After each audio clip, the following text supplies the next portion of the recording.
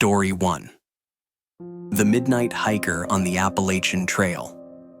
It was supposed to be a peaceful escape, just a solo hiker, a backpack, and the Appalachian wilderness. The man, experienced in backcountry trekking, had been on the trail for 5 days. On the 6th, he chose a particularly remote stretch along the Tennessee-North Carolina border, miles from any trailhead, deeper than most tourists would dare to wander. That evening, the air was cool, the stars bright. He pitched his tent beneath a canopy of pines, cooked a simple dinner, and settled in early. But just after 2 a.m., something woke him. A faint, melodic whistling sound. It was soft, almost like someone absent-mindedly humming a tune. Yet it cut through the silence like a knife. He sat up, holding his breath.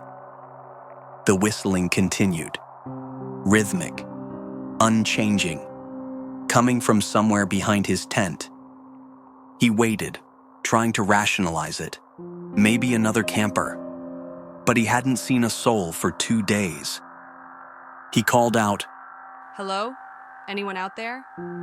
Silence. Then, the whistling stopped, but not for long. Now it came from the other side of the tent. He grabbed his flashlight and unzipped the flap. The woods were still. No footsteps, no animals, nothing. Just trees. He stayed up the rest of the night. When dawn broke and the fear finally faded, he stepped outside, only to stop dead in his tracks. Surrounding his tent were stones, dozens of them, arranged in stacks, perfectly balanced, perfectly placed.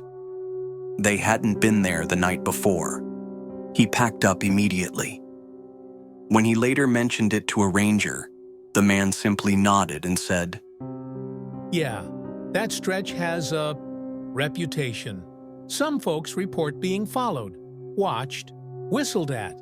You're not the first." Needless to say, he never returned. Story 2. The Van That Followed Us. It was a late-night drive across rural Texas. A young couple was on their way to visit family, cutting through long, empty highways. The road stretched endlessly beneath a starless sky.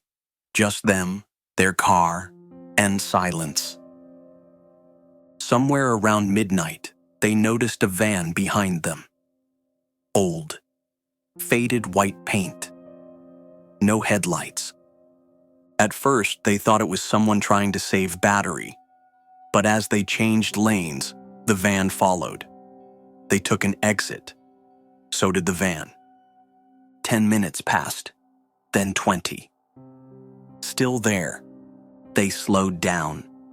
The van did too, always at the same distance, always just barely visible. And then, it vanished. No turn, no exit, just gone. They thought maybe they imagined it, but a mile later, as they approached a rest stop, their headlights lit up something parked ahead. It was the van, sitting alone, no one inside. They didn't stop. They drove faster, glancing constantly in the mirrors, and just when they felt relief, the headlights reappeared behind them. It was the same van, now speeding. No plates, no markings, just its rusted frame and dark windows. They finally reached a gas station on the outskirts of a small town and ran inside. The clerk looked at them strangely and asked if they were okay. When they told him about the van, his expression changed. He said, "You're not the first. Sometimes people see it. Fewer get away from it." They waited 2 hours before continuing their drive, only in daylight, and they never saw the van again. Story 3. The Laughing Woman at the Rest Stop. Driving through the vast emptiness of the Nevada desert, can feel like stepping into another world. Long stretches of road without lights, without signs, without life. That's where this next story takes place. 3 friends were on a road trip across the Southwest, passing through Interstate 80 at night. Hungry and tired, they stopped at one of the few rest areas they could find.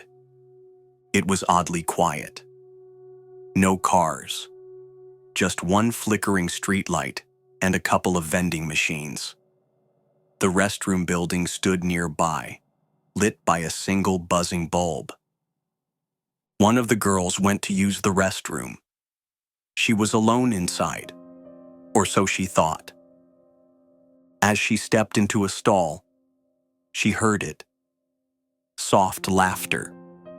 At first, she assumed one of her friends had followed her in, but the stalls were all empty.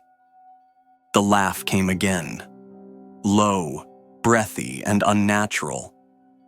She rushed out, only to see her friends still standing by the vending machines.